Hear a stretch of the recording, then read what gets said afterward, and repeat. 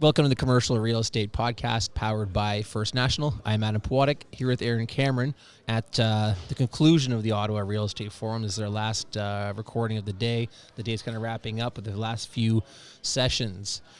We have a guest on today, a little bit of a different take on real estate. Should be interesting. The largest landlord in Eastern Ontario, we just found out. It is Katie Paris, Director of Building, LeBreton, and Real Estate Transactions at the National Capital Commission. Welcome, Katie. Thank you. Great to be here. So this is not a typical guest for us. A typical guest for us is a private owner of real estate talking about how they derive yield, and that's kind of the focus of what they do. This is going to be different. Obviously, you have different goals and KPIs than a traditional developer landlord would have. For anybody who doesn't know, the National Capital Commission is a government-owned entity tasked with improving the Ottawa area. Oh, that is a great summary. Yeah, we're a Crown Corporation of the Government of Canada, and our mission is to make the National Capital something that all Canadians can be proud of in all the different ways you can imagine. So we manage buildings, we implement monuments, we own the official residences of the leaders of the country. We redevelop lands, we administer leases, we administer all kinds of real estate. So, yeah, we have a broad mandate, including people's favorite Gatineau Park, which is a great asset in our region for summer and winter, as well as the Greenbelt in many natural areas. I'm not going to ask you about deferred CapEx in the official residence of our Prime Minister. Thank you. Appreciate that. I'll leave that to the press. Good one. We don't care, quite frankly. Yeah. Can you maybe just go backwards and just talk about your career and how you ended up working the current role? Sure. I was born and raised in the United States. I'm from California.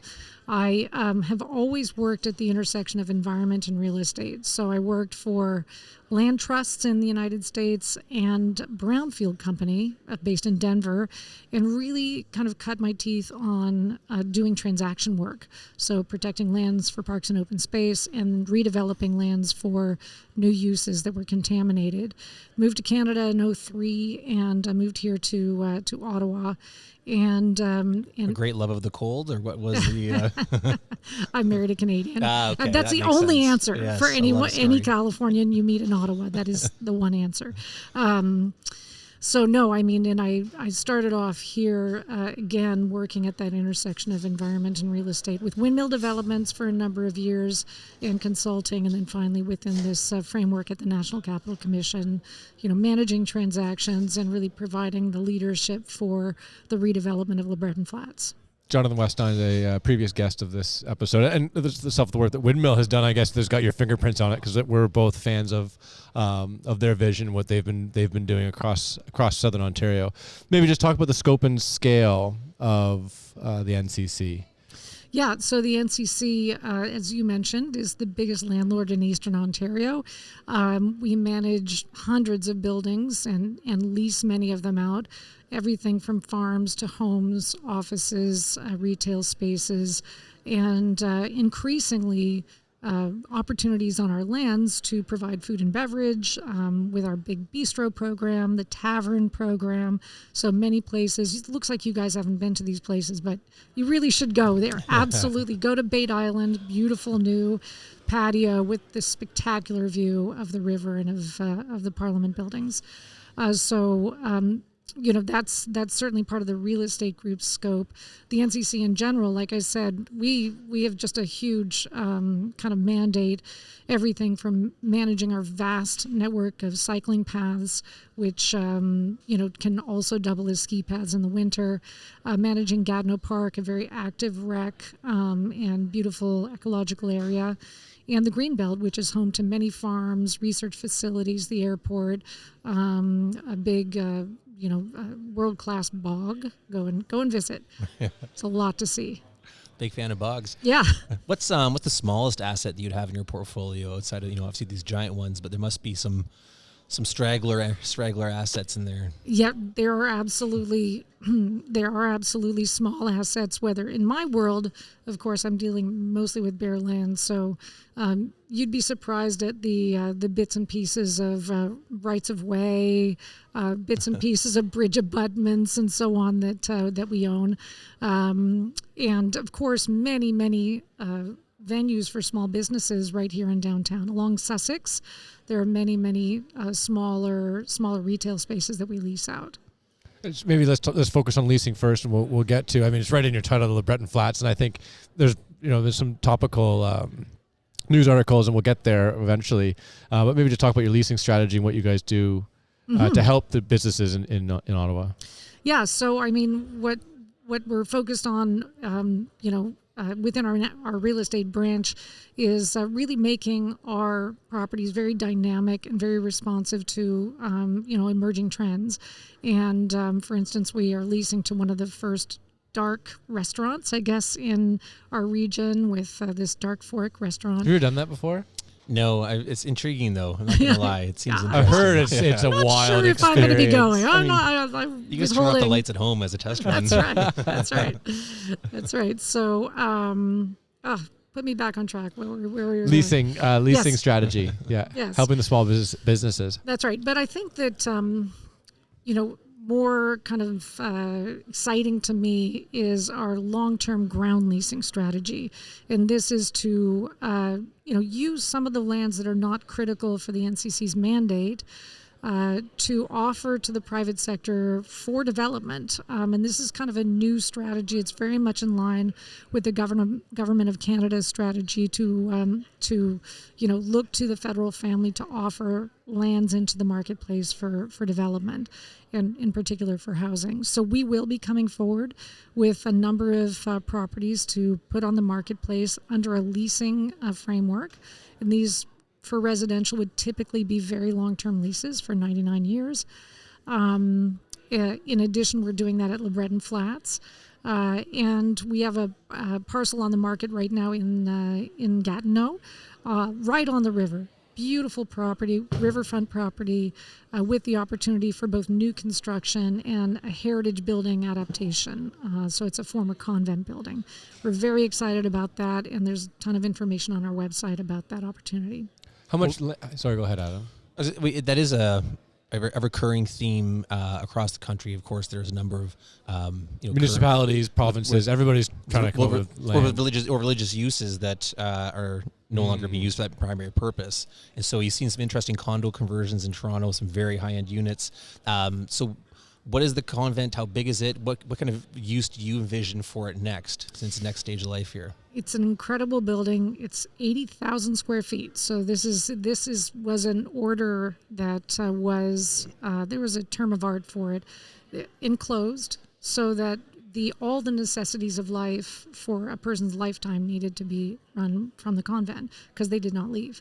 So there was everything. There was, there's enormous shops, for instance, in the building. There were former bakery facilities. There's a small, almost a nursing home. It's a really interesting building for adaptive reuse. It would be absolutely perfect for some kind of a small college or a small school to lease it for, kind of almost as a purpose-built facility.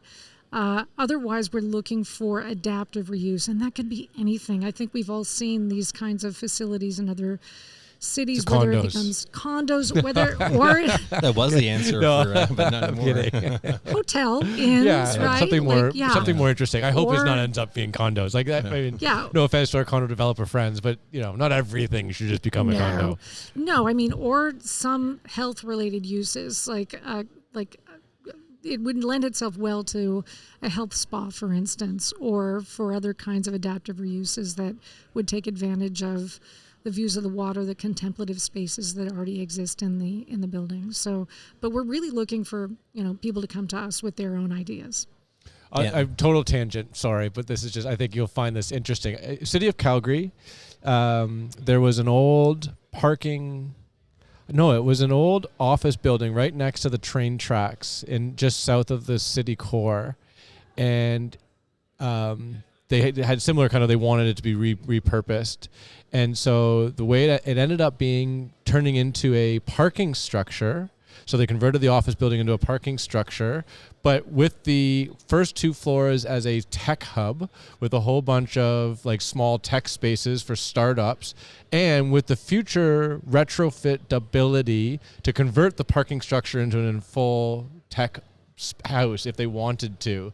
And so I'm talking about just ways that you can be creative. It doesn't always have to be condos. And there's a perfect kind of example of something really kind of neat. Now, they needed parking, and that was the primary thing, but to add the tech hub, the fact that they've put the floors wider, like the parking floors wider, so that it could be converted into office use in the future, like all sorts of really kind of creative things. And that was the city of Calgary kind of spearheading that. Yeah, no, and I really hope for a mix of uses. And if you could see it, it's got a gorgeous courtyard in the back, and it faces the river.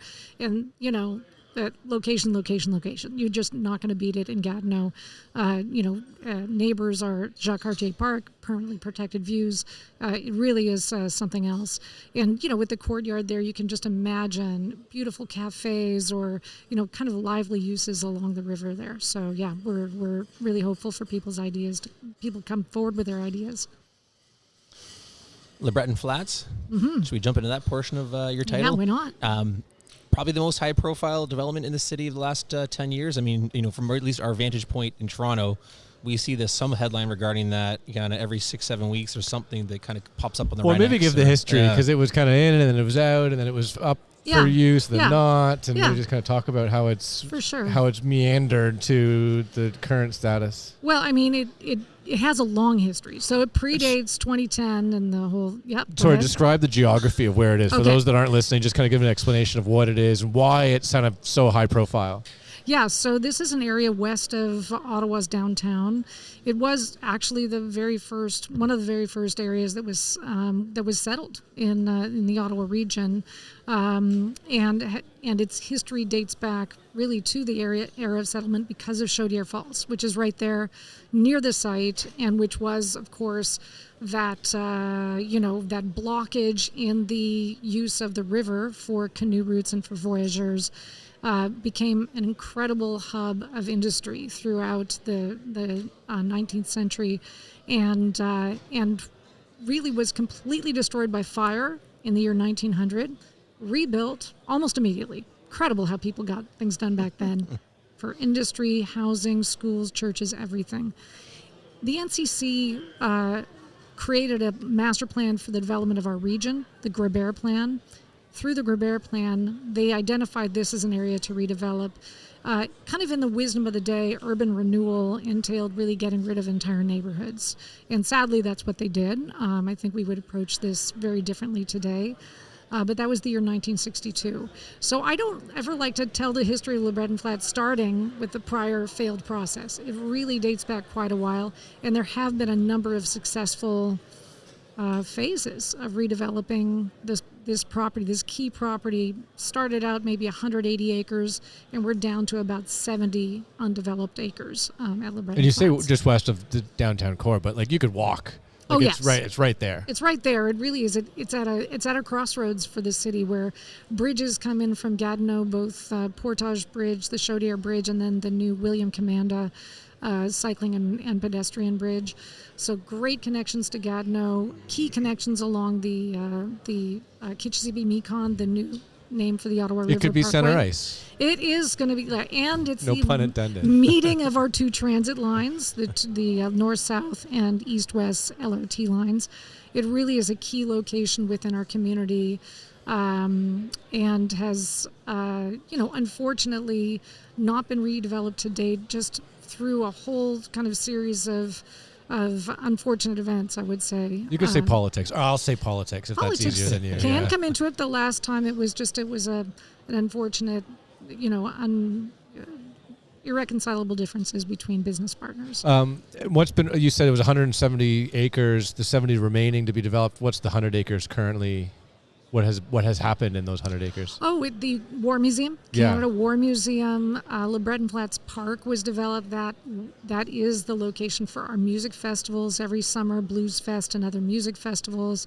There's a whole phase of development called East Flats. That land was sold to Claridge about 15 years ago, and they're They're a big apartment progressing. condo Yes, developer. They've gone to more of a tower form of development on the East Flats. There's the new library. There's a whole housing development on the south side of the property. There's the LRT line with 2 different stations. So all these things have happened, in this interim.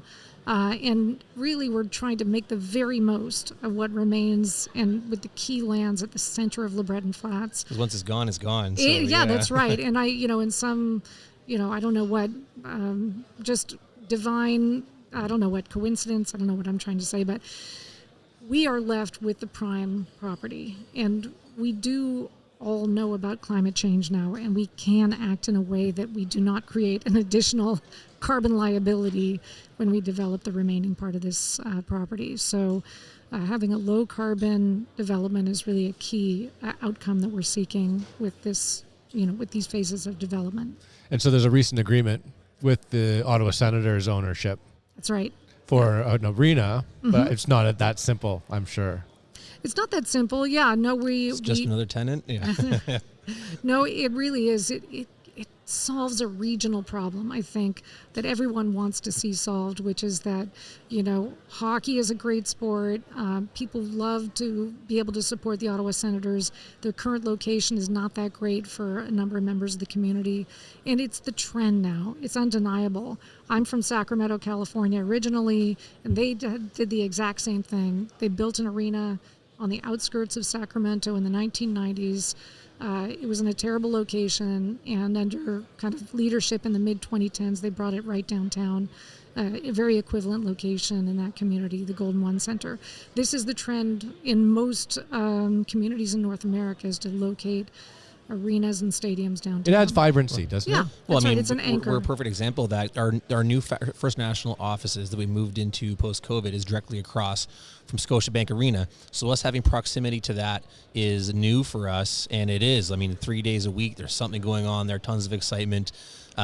Various jerseys going in and out of the building, so you can tell what's going on that day. Sure, yeah. There's But a country. it's great stuff. There's a country artist playing that night, and there's a whole bunch of cowboy Right, hats and that's cowboy right. boots walking. That's around. what we want. But the bars are full. Yeah. There's people on the Yeah. streets. The trains are And you can full. walk there. Yeah, and we do see it as a catalyst for further development at LeBreton, and interest in developing the remaining parcels. So no, we're very excited about. Yes, there's this is a milestone in a process, right? And I think both the Senators Organization and the NCC, as well as the Algonquin Nation, are committed to moving this along as quickly as we can to make actual progress and get shovels in the ground. Well, how quickly is quickly? You'd have to ask them. Okay. It's their project. Okay. But I think people bandy about the idea of a 5-year Okay. kind of schedule to open the building. But it really is a question better answered by them. 5 years sounds about right, though. A huge project. I'm assuming it's not, and I'm assuming it's not. There's a lot of zoning necessary. Like I'm assuming they've kind of been given the we have ability done a to zone lot of work on that front end. We really have. So the official plan for the City of Ottawa already reflects this use, and the rezoning. I don't. You never know. There probably is some minor rezoning to do the way that things work today. You kind of have to shrink wrap what your project is, but it is very likely that is not. And then what's the plan? How many acres is going to the Senators? It's a 10-acre. So you got 60 acres left. Yeah, that's right. Almost 40 acres of that is going to be parkland. No, 30. Sorry, 30 acres of that is Of going the to be remaining 60. parkland and open space. There are 40 developable acres left. Okay. That's right. So Okay. it's a pretty good chunk of what we've got here. And what are you envisioning for that remainder? Mixed-use residential commercial development with a great, at the heart of LeBreton Flats should be this aqueduct district, which is we have some waterworks on the site, so it's kind of like little canals that are actually very functional. They power the water distribution system in the City of Ottawa. So the idea is to craft a kind of a beautiful district for restaurants, cafes, bars, and other commercial uses right there at the heart of it, with a world-class park. So, think about sculptures and fountains and things to do, activated with whatever, yoga classes and all kinds of different activities, like in addition to recreational, like proper recreational uses like basketball and pickleball and that kind of thing. So yeah, we're really envisioning a very lively district. Is this the development that, you're retired and driving through Ottawa, that when you see that one will make you smile more than in others, that Absolutely. this is Yes. the... My team and I, when we all retire, we're buying condos at Red Flats. You're gonna see it. You're gonna see it through, though, right? I'll be that cranky old lady. I'll walk around with my cane and say, "Sonny, we did this." Yeah. No, I mean, no, it's a great opportunity, and again, this is driven by guiding principles to enhance the capital experience, to build community, create connections, value nature, foster sustainability and innovation, honor the past, and make it happen. And make it happen, we hold that one very dear to our hearts. When we went out to consult about this project, people told us, just do it, just get something done. Yeah. So, Well, you said 1967 is when the 62. it started. 62. So it's been a while. This land's been waiting for... And we respect that. We really do. A community was displaced. The Algonquins were displaced originally from this land. This is something that we really intend to live up to in terms of making it worth the wait. Well, not very often does a city or does anybody have an opportunity to have that much land in such a prime location. Usually it's like a third of an acre parking lot that somebody's redeveloping, not... That's right. Yeah, no. It is a privilege and responsibility, honestly, to get it right as we move through this phasing process. And, like I said, we put together a master concept plan that really lays out all of the different strategies we have, whether it's on mobility, affordable housing, sustainability, heritage and culture, and so on, so that we're putting out a consistent, visionary plan for the site and implementing that strategically in phases. So yeah, that's the approach. We are at the Ottawa Forum today, and we look out over the crowd, because they've all come out for the I guess the last break of the day. There's a lot of people like yourself, from Cameron corporations. But the majority here would be, private corporate real estate. How does the NCC interact with the people here and others in terms of partnerships and leasing and all the functionings of the kind of real estate that people here would be involved in? Yeah, I mean, I think over the last number of years, the real estate branch at the NCC has become very dynamic, very responsive to what we see in the marketplace. So in terms of our leasing group, we're as dynamic as any private sector brokers. We will meet you on the site. We will help you find the right spaces. We've also taken over leasing for our friends at Public Works for the Spark Street Mall. So those are unique opportunities in the kind of central area. I think what I'd also like to kind of communicate is that we are interested in enhancing the capital city, enhancing this community. We don't want to tell you how to do it. We want to see the outcomes. So at Le Breton, for instance, we don't want to tell you how to attain some of these goals. We want to set up a framework in which you can bring your ideas, and we will work with you to make your ideas happen. Still obtaining those outcomes, right? Whether it's the affordable housing, whether it's the low carbon community, but we really have stepped back from being overly prescriptive and more performance based, and I think that's really important in terms of really getting the private sector engaged. We mentioned KPIs at the start. You're not sitting there going, boy, if I can get a leverage return of 10%, my job is complete for the year. So what's a successful year look like for you? Like what metrics do you use? What do you think about in terms of measuring effectiveness and success? Well, for the real estate branch at large, you'd be surprised at how actually, I don't know what the word is, corporate it is. Like, we do have to meet income and revenue targets. Again, that's not really my part of the business, so I'm not going to be able to speak very specifically to that, but that is absolutely part of our corporate culture. For us, in terms of land leasing and Le Breton redevelopment, for us, we have targets in our plan. So in terms of the critical KPIs for me are right in our plan and they're public. So all those targets, whether it's attracting festivals to this site, having a daycare center, attracting a school, hitting low carbon targets, hitting targets having to do with reconciliation with Indigenous peoples. So all of that is actually laid out in our plan.